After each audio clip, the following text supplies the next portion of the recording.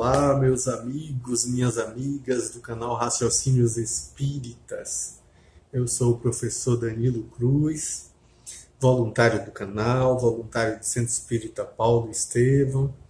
Estou aqui hoje para a gente dar prosseguimento ao nosso estudo a respeito da belíssima obra Sabedoria do Evangelho, de Carlos Torres Pastorino.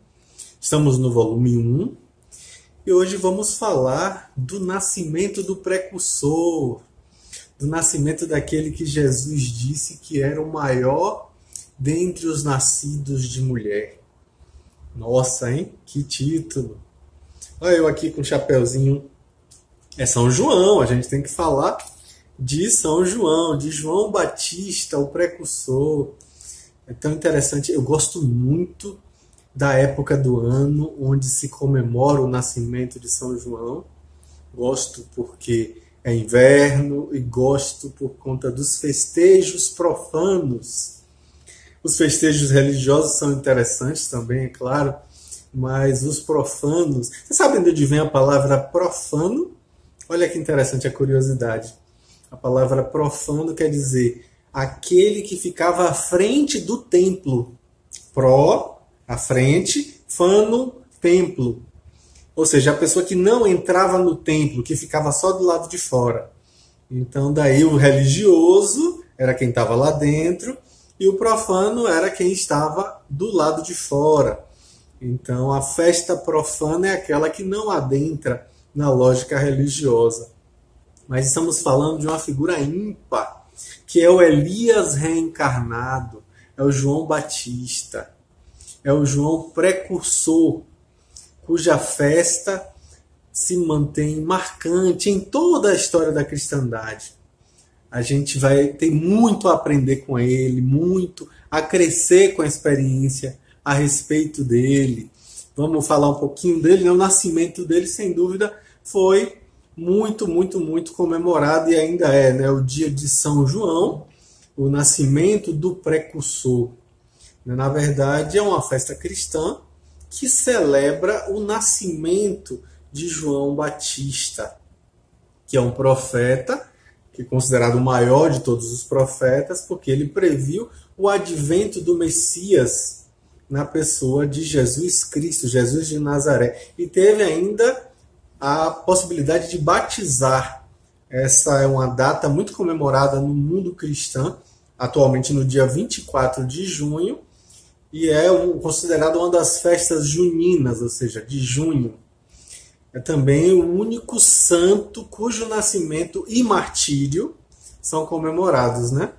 É importante lembrar que o martírio dele, a decapitação de João, é 29 de agosto. São duas solenidades. A gente só vê isso com Maria, com Jesus e com João. Que todas as festas de santo comemoram o dia da morte. Então a gente vê que o dia 24, a gente na verdade comemora no dia 23 à noite, 23 de junho, é o dia de São João. O Evangelho de Lucas, que lá do capítulo 1, nos versículos 36 e de 56 a 57, a gente vai ver que João nasce cerca de 6 meses antes de Jesus.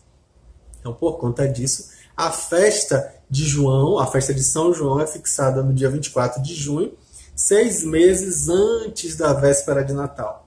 Então, esse é um dia de festa e é um dos poucos dias que a gente pode comemorar um aniversário de nascimento, ao invés de comemorar a morte, como eu falei, de um santo homenageado, digamos assim, né?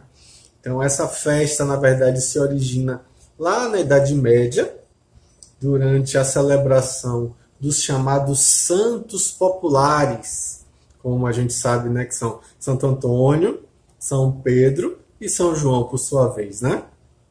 A gente percebe que, além de João, que é comemorado no dia 24 de junho, São Pedro é comemorado no dia 29 de junho e Santo Antônio no dia 13 de junho. A gente percebe que os países lusófonos, os países que falam a língua portuguesa, isso aí demarca bastante as festas católicas lá do Portugal, dos países que falam a língua, no caso portuguesa, né? Então a gente vê que a Virgem Maria também tem um nascimento celebrado, né? E também acontece com Jesus, que tem um nascimento celebrado. Então a gente vê que Lucas afirma que João, lá no capítulo 7, versículos 26 a 28, é o maior de todos os profetas, justamente por apresentar o Cordeiro de Deus que tira o pecado do mundo, usando as palavras de João evangelista.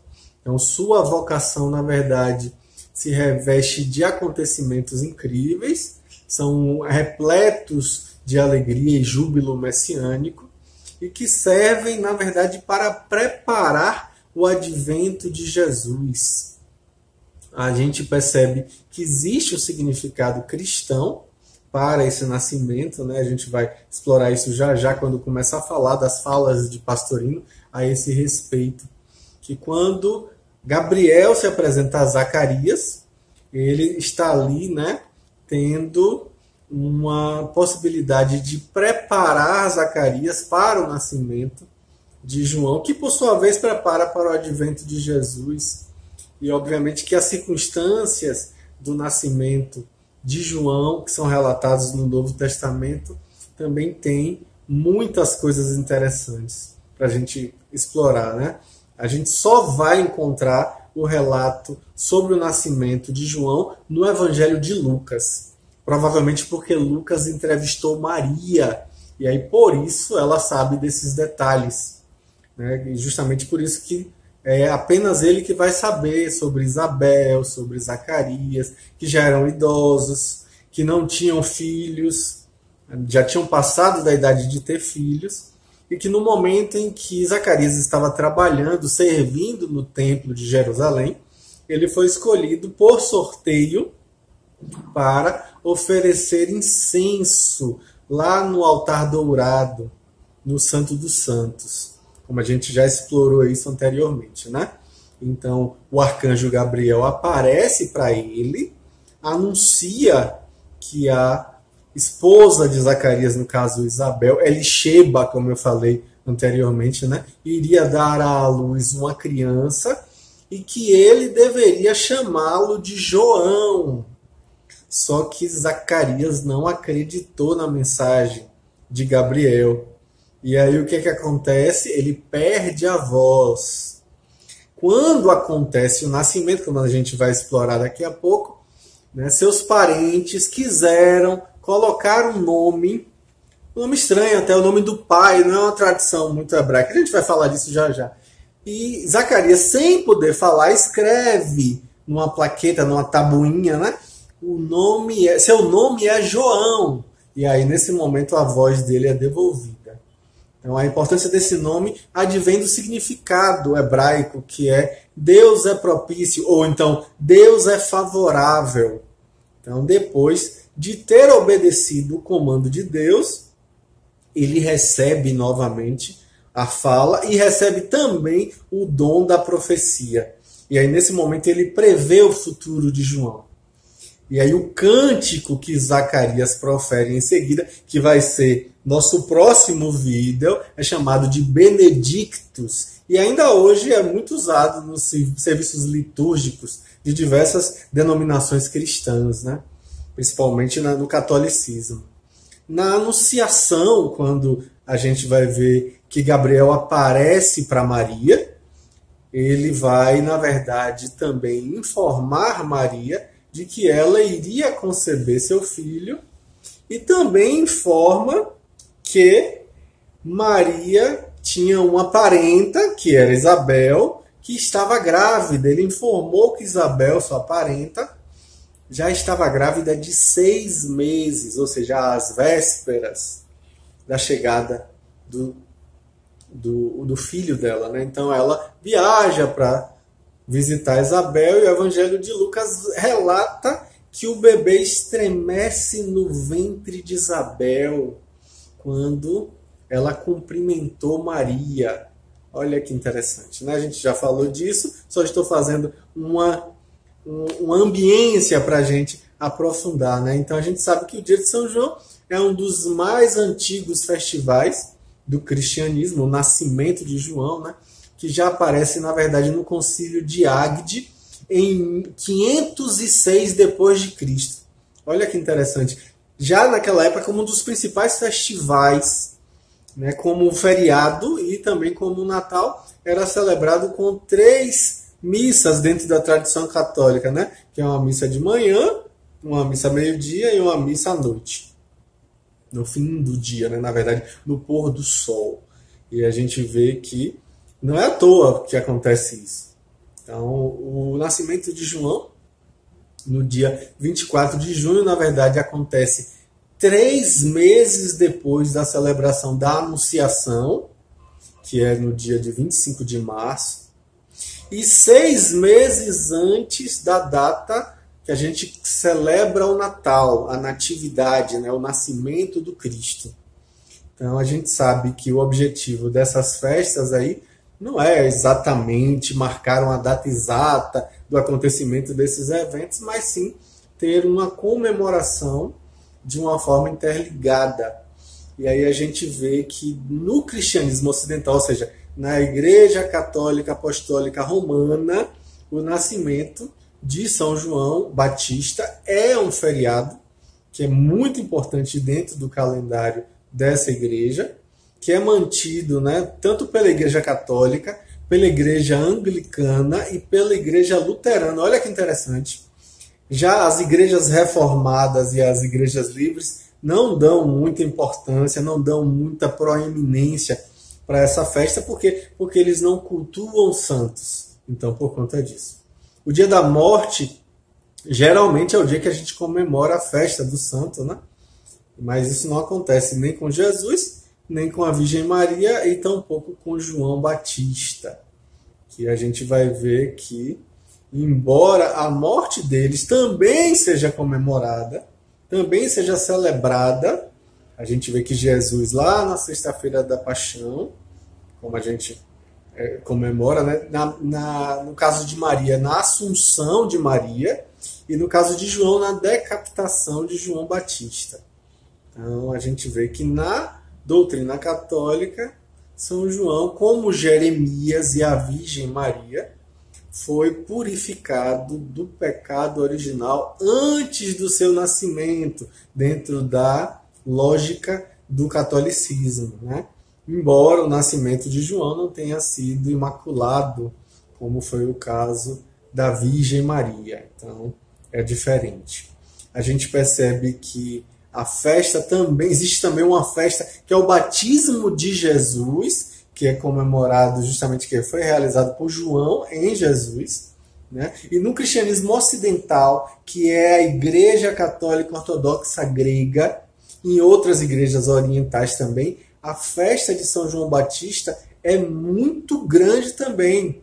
É também chamado de São João, né, o precursor. Eles chamam de o precursor, que é um título utilizado também no Ocidente, que vem do grego, né, pródromos, e também do latim, que é literalmente o que a gente fala, precursor. É a mesma coisa.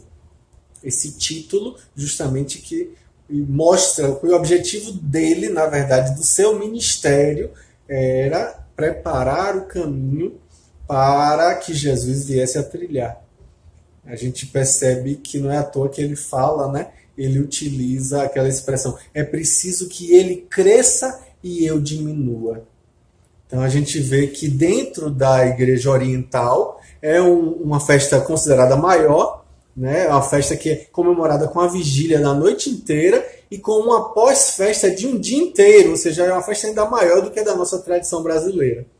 Então, existe uma celebração, que é uma questão também que é naturalmente importante, que surge. Por que a data é 24 em vez do dia seguinte? Por que não é dia 25? Não é 6 meses depois, antes de Jesus? Então, por que não é dia 25? Só que já foi alegado, né, algumas vezes, de que no passado as autoridades da igreja tentaram cristianizar as celebrações pagãs do solstício, né? E aí, por conta disso, colocaram a festa de São João como uma substituta do solstício lá no hemisfério norte. Só que essa explicação acaba sendo questionável, porque durante a Idade Média, o solstício acontecia, na verdade, no meio de junho. Por quê? Porque o calendário que era utilizado na época, que era o calendário juliano, não era um calendário com muita acurácia. Então foi apenas em 1582, com a introdução do calendário gregoriano, que o solstício retornou ao dia 21 de junho, como sendo, na verdade, o que já acontecia lá no século IV. Então, por conta disso, não é aceita essa explicação. A explicação mais provável é de que a festa cai em 24 de junho, pelo modo que a gente conta, né? O olhar romano, como é que se conta? O jeito de contar procede de trás para frente, a partir das chamadas calendas. As calendas são o primeiro dia do mês seguinte. Então, por exemplo, o Natal é o 8º dia das calendas de janeiro. É chamado octavo calendas januari. Então, por isso, é o 8º dia antes do 1º de janeiro. Então, consequentemente, o nascimento de São João foi colocado como o 8º dia antes das calendas de julho. Só que junho tem apenas 30 dias. E aí, por conta disso, a festa caiu no dia 24 de junho, não 25. Olha que interessante, né? Essa forma de contar. Então, o significado da festa, na verdade, cai por volta do solstício, né? E é considerado como algo significativo e traz, obviamente, nos festejos símbolos profanos, símbolos pagãos, símbolos, na verdade, que são das festas que aconteciam de maneira pagã no solstício. Então, por conta disso, a gente vê que, justamente, além dessa comemoração religiosa, são muitos costumes que são regionais. A gente vê que aqui no Brasil é mais na região norte e nordeste, principalmente na nordeste, que a gente comemora o nascimento de São João Batista, que são, na verdade, algumas comemorações mais relacionadas com as celebrações aí do meio do verão, ou seja, o solstício, né, e por conta resquício dos tempos pré-cristãos. Então aí a gente vê que é interessante a gente conhecer um pouquinho dessa história, né? Mas vamos ao capítulo do volume 1 da obra Sabedoria do Evangelho. O que é que a gente vê que Pastorino traz, né? Ele coloca o título Nascimento de João. E aí ele vai citar o Evangelho de Lucas, capítulo 1, versículos de 57 a 80, dizendo que Lucas começou dizendo assim, que chegado o tempo de dar à luz, Isabel teve um filho. Seus vizinhos e parentes, sabendo da grande misericórdia que o Senhor manifestava para com ela, participavam de seu regozijo. No 8º dia, vieram circundar o menino e iam dar-lhe o nome de seu pai, Zacarias. Sua mãe, porém, disse, não, mas serás chamado João. Disseram-lhe, ninguém há entre teus parentes que tenha esse nome. Então perguntavam por acenos ao pai que nome queria que lhe pusessem. Ele, pedindo uma tabuinha, escreveu, João é seu nome. E todos se maravilharam. Imediatamente lhe foi aberta a boca e solta a língua, e começou a falar, bendizendo a Deus. O temor apoderou-se de todos os seus vizinhos e divulgou-se a notícia de todas essas coisas por toda a região montanhosa da Judéia. E todos os que delas souberam as guardavam no coração, dizendo, que virá a ser, então, esse menino? Pois, na verdade, a mão do Senhor estava com ele. Olha que interessante. Mas a gente vai falar disso já já, né? A expressão chegado o tempo de dar à luz é uma repetição que a gente vai encontrar lá no livro de Gênesis e é uma atribuição do fato à misericórdia divina, reproduz o que também está lá em Gênesis 19:19. Então esse acontecimento causa uma imensa alegria, causa um alvoroço entre os parentes e entre a vizinhança, né? Então o evangelista passa então a narrar a cena da circuncisão, exatamente de acordo com o que dizia a lei. Novamente Gênesis, aí já no capítulo 17, versículo 12, e em Levítico 12:3. Então o rito da circuncisão não era uma atribuição sacerdotal. Qualquer israelita podia naquela época desempenhar esse rito, mesmo na residência dos pais, em todas as localidades. A gente vê que havia, e ainda há hoje, o chamado morrel, que é a pessoa habilitada para essa delicada operação no recém-nascido, que é um fato bem comum dentre os judeus, é absolutamente essencial. Então, o fato de Lucas citar a presença de Isabel demonstra que a operação se realizou em sua residência, porque é bom que a gente lembre que a mulher que dava à luz só podia sair de casa 40 dias depois do parto. Ela estava ali, então aconteceu ali mesmo na casa. Então, no ato da circuncisão, o rito pelo qual o menino era oficialmente incluído no povo israelita, ele agora virou um judeu, né? Era imposto o nome. Então causa estranheza o fato de quererem colocar no filho o nome do pai, o que contrariava, na verdade, como eu falei anteriormente, o costume israelita. A gente vê que até os 8 dias de nascido ele não tinha nome, né? Então, por conta da idade provecta do pai, não haveria futuramente possibilidade de confundir um Zacarias com outro Zacarias. Então eles quiseram dar esse nome de Zacarias, já que ele era muito velho, porque em breve ele iria morrer. Né? Mas é o que acontece? Isabel intervém e quer dar o nome ao menino de João. Os parentes não aceitam a sugestão, porque era uma sugestão que fugia aos hábitos judeus. E é bom lembrar, né? Não só ser o nome escolhido pela mãe, que fugia totalmente ao hábito judeu, como ainda que se impuser um nome que já não houvesse na família. Então não era não era um hábito comum escolher um nome que não existia na família. Então perguntam para Zacarias, através de aceno, mostrando que ele, além de mudo, também estava surdo temporariamente. Então esse pede uma tábua recoberta de cera e com um estilete ele escreve o nome de João. Olha aí. Nesse momento ele confirma o que havia dito Isabel.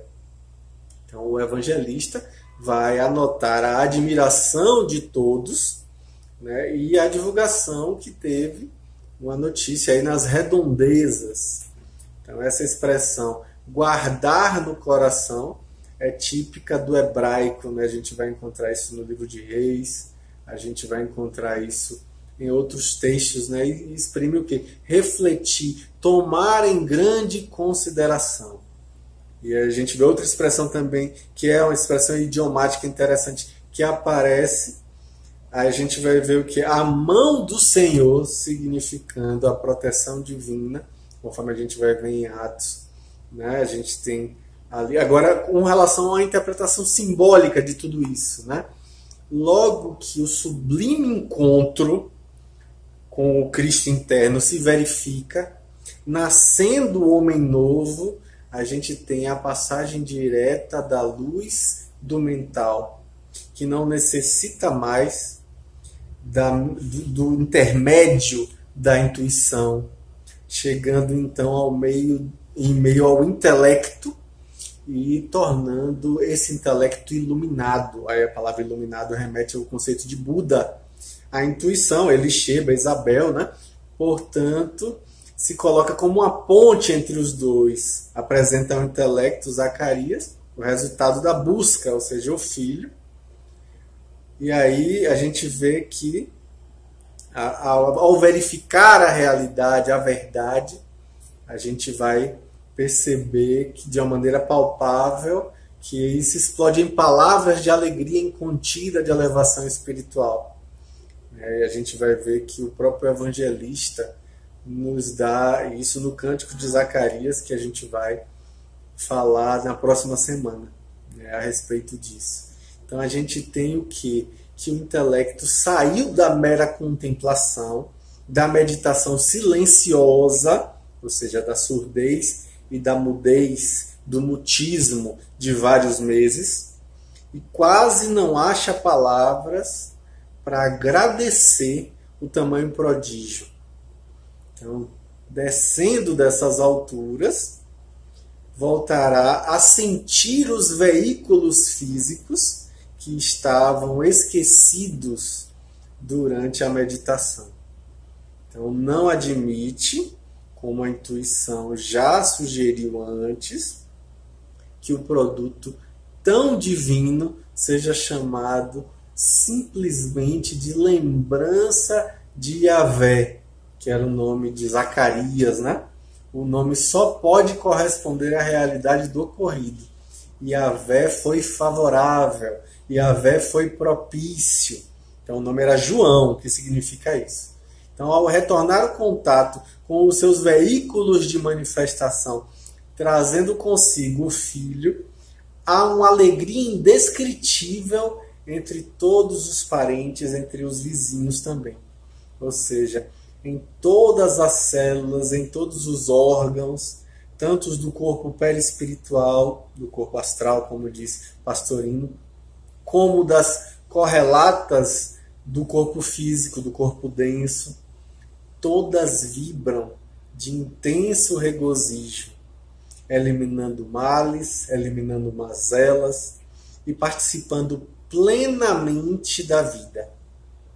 Olha que símbolo interessante, né? E aí Pastorino vai dizer que a circuncisão simboliza o corte de todos os prazeres emocionais, que daí por diante não terão mais expressão nem atrativo para ele. E o temor que se apodera de todos os vizinhos, como no texto bíblico, vai significar o choque traumático que é produzido em todos os órgãos e células que se sentem aniquiladas, quando na verdade o espírito imerge no infinito. Então esse choque e esse respectivo temor vão se estender por toda a região montanhosa da Judéia. Ou seja, novamente falando aí dessa região montanhosa, né? É por toda a personalidade. Então, a anotação região montanhosa se refere, como a gente falou na semana passada, à personalidade em sua parte mais elevada, em sua manifestação mais alta, que é justamente o intelecto, né? O qual a gente vai perceber que se sente minúsculo, pequeno, insignificante, diante da grandeza, da infinitude do fenômeno experimentado. Então, o Pastorino vai dizer que todas essas sensações, entretanto, estão guardadas no coração, ou seja, são mantidas secretas, não são contadas a todos indiscretamente, indistintamente. Não, somente a criatura que se pergunta a si mesma o que ocorrerá agora, porque realmente ela sabe e sente que o Senhor, o Cristo cósmico, está com ela. Olha que símbolo bonito, né? Que interessante. A gente agora vai ter muito que crescer com isso, né? Como diz o próprio João, né?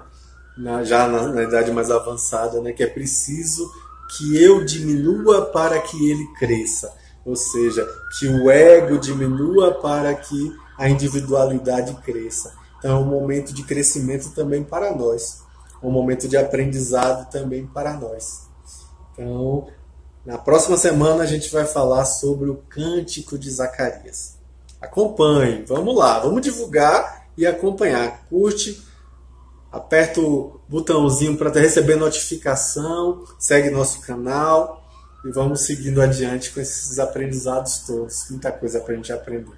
Grande abraço e até breve.